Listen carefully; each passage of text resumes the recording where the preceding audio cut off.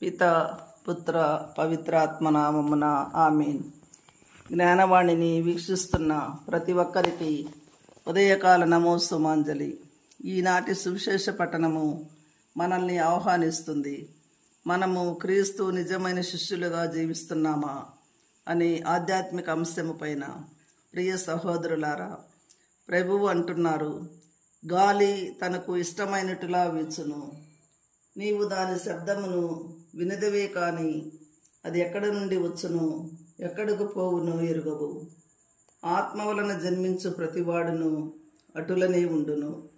ఇక్కడ చెప్పబడిన గాలి పవిత్రాత్మను సూచిస్తుంది. ప్రకృతిలో గాలి ఎటుల వీచును, దేవుని ఆత్మ మనలో అలాగే వీచును. మనుష్యుడు నూతనముగా జన్మించననే తప్ప అని ప్రభువు పలికిన మాటలు నికోదేము అర్థం చేసుకోలేకపోయాడు. కనుక ప్రభువు ఈ పై మాటలను చెప్పారు.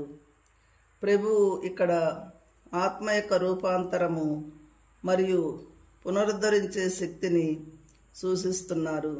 కనుక ఆధ్యాత్మిక నూతన జన్మము గూర్చి ప్రభువు వివరిస్తున్నారు. నీటి వలన ఆత్మ వలన జన్మించు వారందరూ ఈ నూతన జన్మ భాగ్యమును పొందుదురు. ఎందుకనగా శరీర మూలముగా జన్మించున్నది శరీరము, ఆత్మ మూలముగా జన్మించున్నది ఆత్మనయ్యున్నది. శరీరము మానవ స్వభావము, ఆత్మ దైవ స్వభావము. ఆత్మ లేనిది దేవుని తెలుసుకోలేము. దేవుని ఆత్మ మనలో ఉన్నప్పుడు మాత్రమే మనము దైవరాజ్యమును చూడగలము, నిత్య జీవమును పొందగలము. ప్రియ సహోదరులారా, ఇన్నేళ్ల మన విశ్వాస ప్రయాణములో యేసు ప్రభువు బిడ్డలుగా, ఆయన శిష్యులుగా జీవితములో ఒక్కసారైనా మనము నిజంగా క్రీస్తు నిజమైన శిష్యులుగా జీవిస్తున్నామా అని మనము ఆలోచించామా? నిజముగా మనము ఆయన కోసము తపిస్తున్నామా? ఆయన కోసము దాహము కొని ఉన్నామా? ఆయన స్నేహము కోసము ఎదురు చూస్తున్నామా అని మనల్ని మనము ప్రశ్నించుకుంటే, చాలామందికి నేను కేవలము ఒక నామమాత్రపు క్రైస్తవుడుగా జీవిస్తున్నాను అనే సత్యము బోధపడుతుంది. ఈనాడు ప్రభు మనలో ఉన్న అశాంతిని తొలగించమని మనల్ని ఆహ్వానిస్తున్నారు. అయినా ఆయన అనుచరులుగా జీవించలేకపోతున్నాము. ఎందుకంటే నికోదేము యేసులో తన జీవితము మార్చుకున్నాక అద్భుతాలు చూశాడు.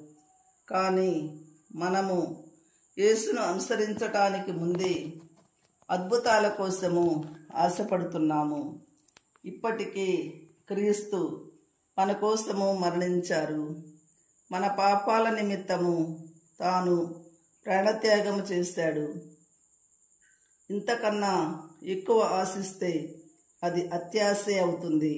కాబట్టి మనలను దేవుడు ఆ నికోదేము వలె మార్చాలి, నూతన జీవితాన్ని అనుగ్రహించాలని ఆశపడితే వెంటనే నామమాత్రపు క్రైస్తవత్వానికి స్వస్తి చెప్పి ప్రభు కోసము చివరిదాకా నిలచిన నికోదేము వలె మారుదాము. నిజమైన శిష్యులుగా జీవించుదాము.